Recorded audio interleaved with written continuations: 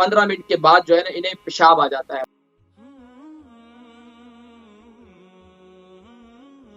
السلام علیکم ورحمۃ اللہ وبرکاتہ۔ وعلیکم السلام۔ ہیلو جی، میں بولوں؟ جی آپ بولیں۔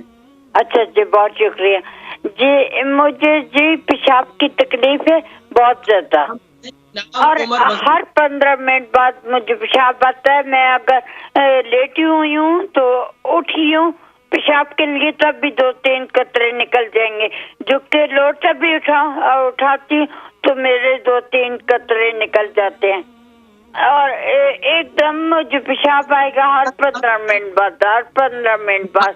میں چائے بھی نہیں پیتی، پانی بھی نہیں پیتی، سارا دن نہیں پیتی۔ نام کیا ہے؟ عمر کتنی ہے؟ وزن کتنا ہے؟ جی میری 62 سال میری عمر ہے، اور وزن میرا 9-10 ہے، اور بس یہی۔ چلیں ٹھیک ہے، پروگرام دیکھیں، میں ذکر کرتا ہوں، ٹھیک ہے۔ بہت شکریہ۔ ان کی عمر 62 ہے، 9 اسٹون کا وزن ہے۔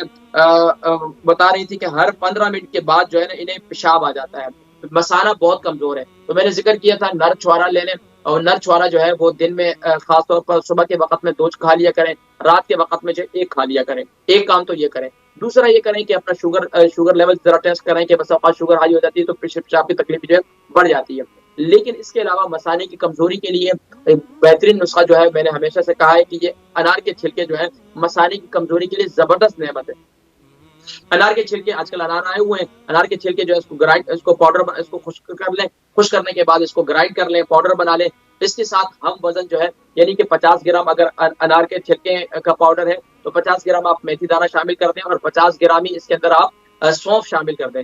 یہ تینوں چیزیں ہوں گی، اور یہ تینوں چیزوں کو جو ہے وزن لے کر رات کو سوتے وقت ہلدی والے پانی سے اسے 1 چمچ کھا لیں۔ اللہ کے حکم سے انشاءاللہ پیشاب کی تکلیف جو ہے بار بار آنے کی انشاءاللہ ختم ہو جائے گی۔